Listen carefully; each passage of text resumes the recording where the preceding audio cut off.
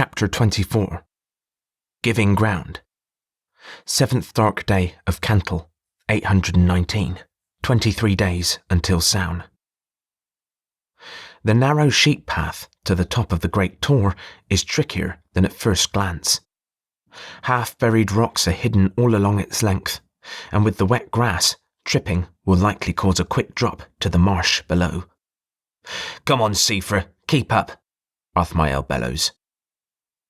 We're escorting Catel and Sifra to the top. The height will put them safely out of range of arrows, but they'll be able to sling stones.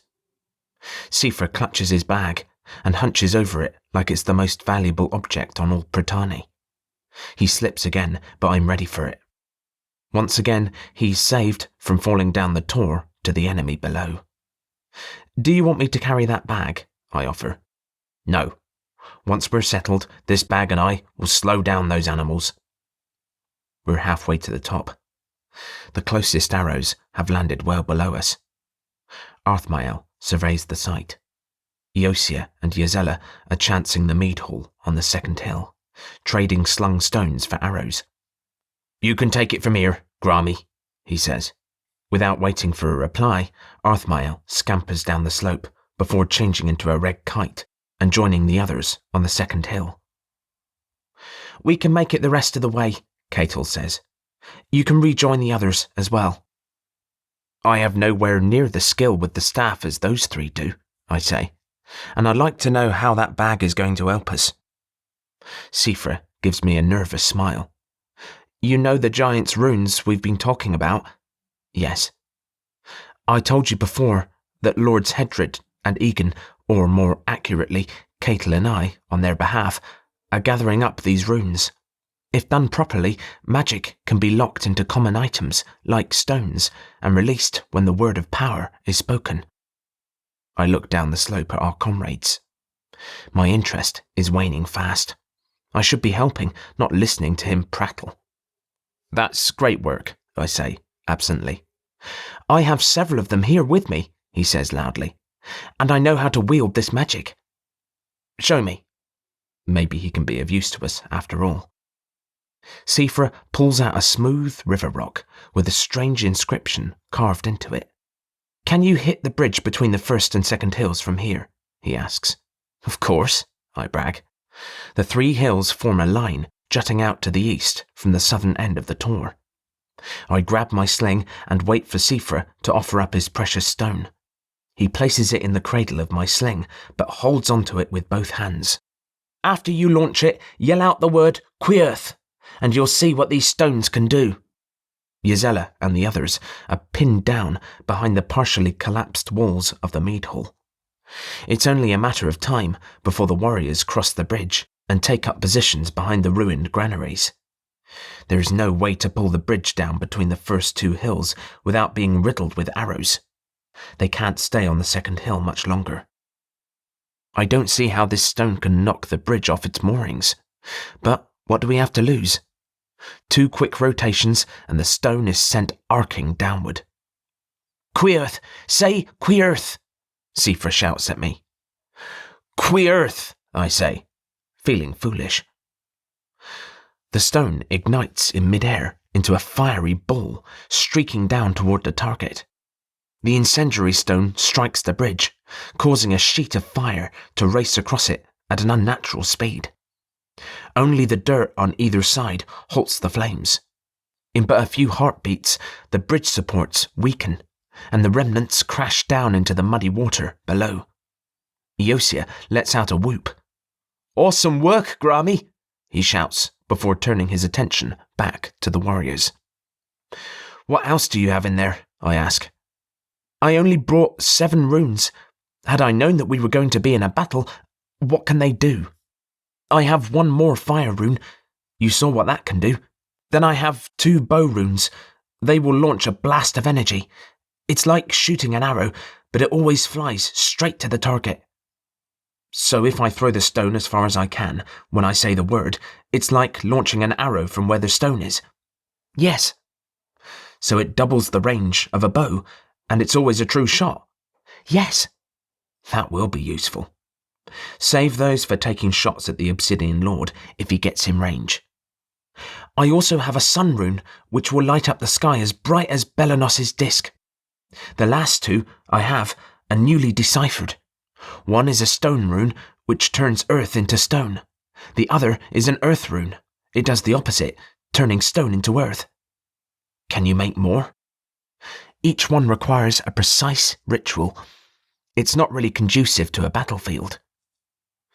Save the sun for after nightfall. It would be good to blind them right before we make our escape. I'll let the others know about your surprises. Gather as many stones as you can. It's going to be a long evening. I learned a new one at the Kennet Barrow, Sifra says to my back. I change into a tawny owl and glide down to my friends instead. You're not supposed to be using your powers, Gisela says, as she swats an arrow out of the air. Sorry, it happened without me even thinking about it, I lie. The transformation was easy, and I don't feel dizzy. It's been 7 days. Do I really need to wait a month? It's good to know that you can animorph, Eosia says. That was an awesome trick you did from up there. How did you manage it? He keeps his staff, constantly twirling, speeding up only when an arrow needs to be broken in two. They're Sifra's runes, but he only has a few of them. Girthsid and his men assemble a wall of tree bark shields in front of us. The centre opens up, and a post from one of the houses is tipped over the void between the first and second hills. Thunk. It makes contact with the second hill. Fall back to the third hill, Eosia roars. We begin our retreat, never taking our eyes off our attackers. The ruined mead hall obscures most of us from view. The bridge and the third hill, however, will give them clear shots. Let's make sure this time we pull the second bridge down before we push back too far, Gisela says. I'll do it, Arthmael yells. We'll go over the bridge in groups, Eosia says. Grami, you go first, and Gisela will block any arrows that come your way. I don't have time to protest.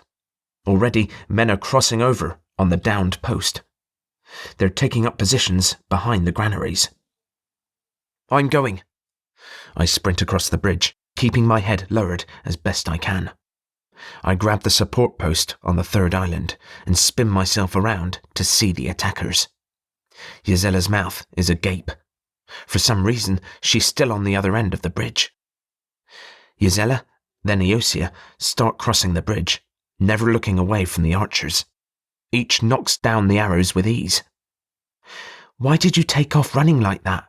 Gisela asks. I thought that was the plan. Eosia joins us. Grami, it's awfully hard to swing a staff accurately while running full speed, but we all made it over, and that's what counts. Arthmael pries the second support from the hillside, and the bridge between the second and third hill goes crashing into the knee-high water. Hurry, Arthmael, Gisela shouts, pointing at the warriors inching their way along the outer mead hall wall. He'll be overrun, I say. Arthmael squinches up his face before anamorphing into a red kite. He launches himself away from Girthsid's men and circles around behind us before landing. I didn't see where the obsidian mage is hiding, he says. Damn.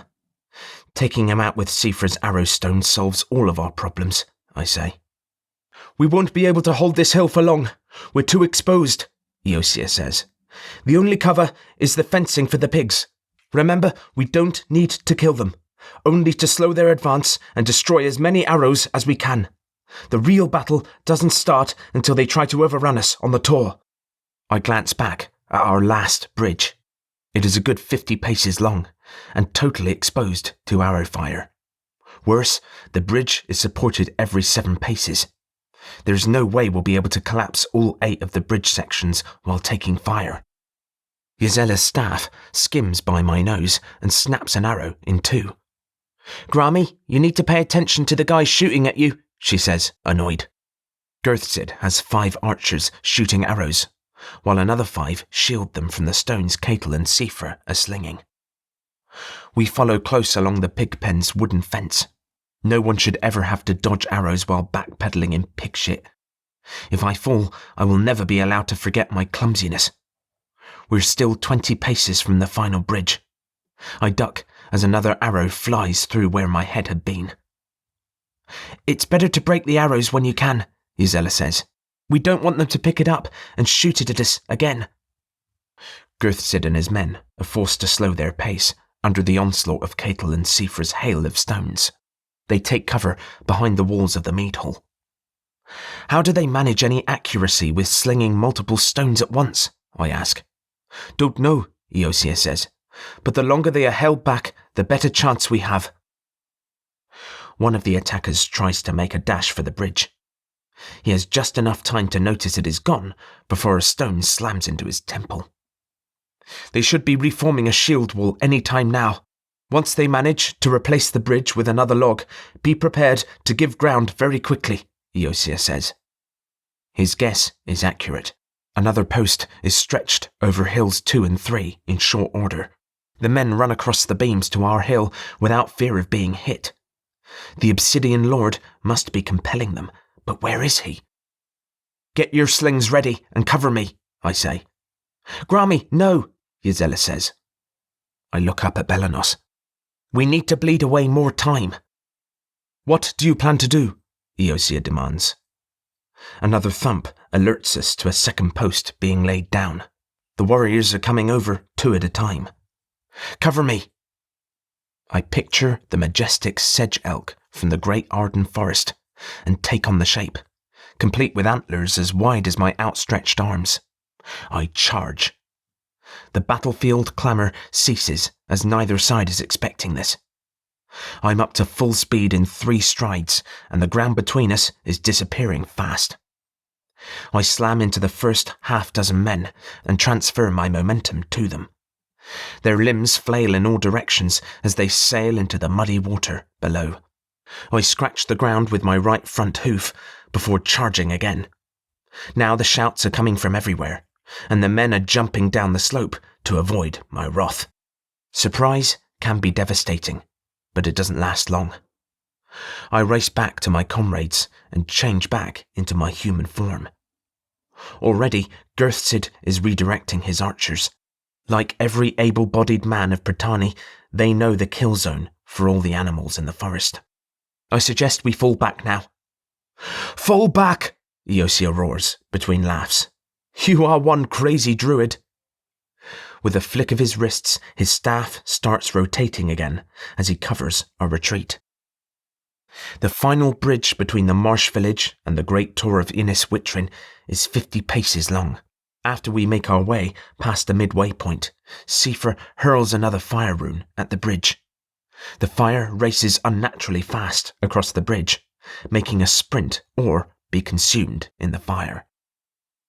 The last among us, Eosia, pumps his legs with single-minded determination. The bridge is collapsing faster than he can move. The flames reach his heels, and he leaps before the wood below him disintegrates. His toes barely touch solid ground. He waves his arms wildly to propel himself forward. For an awkward moment, his body teeters on the edge. I grab hold of his once white robe and yank until he falls on top of me. I'm rendered speechless as I try to regain my breath. This is no time to lie down, Grami, he says, smiling. He helps me up on the tor's grassy slope. He slaps me on the back, and my vision starts to narrow. I regain my sense, with Eosia now holding me from tumbling into the marsh. We silently marvel at the rune's destruction. Gurthsid has called a halt to the attack for now. No one could foresee the entire bridge burning down in but a few heartbeats. Catel and Sifra descend to see the damage the runestone has wrought. I only saw 2 ways up the tor when I was scouting from the air, Arthmael says. The sides are too steep to chance climbing up. This front way is the steeper of the 2, so we have the advantage in combat fighting, but will be totally exposed to archers. The other side has a longer, more gradual path, and is totally exposed from the sides. Eosia nods. I suspect they will try a frontal assault first, especially because the Dark Lord doesn't seem to care if he loses men. The 4 of us will defend the slope, and Ketil and Sifra will continue slinging stones from on top. How long do we do this? Arthmael asks. Until darkness can hide our escape. Assuming we get away cleanly. Arthmael nods his head towards Sifra. It doesn't matter what direction we go. They have horses, and they are bound to ride us down. Do you recommend leaving our comrades behind? Eosia asks. Of course not. But Grami has shown that he can anamorph, so we should split up and go in 2 or 3 different groups. And whatever group I get stuck in will be killed by the Dark Lord, Sifra says, because they have horses and will find my trail. We're not leaving anyone behind, Eosia says. Sifra, I cut in. While we have time, come with me, and I'll give you the next lesson in anamorphing. Gisela and Ketil are sitting back to back, getting their rest in while they can. Eosia stands by himself, watching to see what comes at us next. How are the lessons going? Eosia asks. Sifra still lacks the confidence to try. What are Girthsid and his men up to? I believe the Dark Lord has joined them on the second hill, though I haven't been able to spot him. He can project images with his mind, so perhaps he can hide himself from our eyes as well, I say. Do those men still have use of their minds, or are they empty shells for the Obsidian Mage to control? In my very limited exposure, the men should still have their own thoughts. It depends on if he lets them access their battle experience.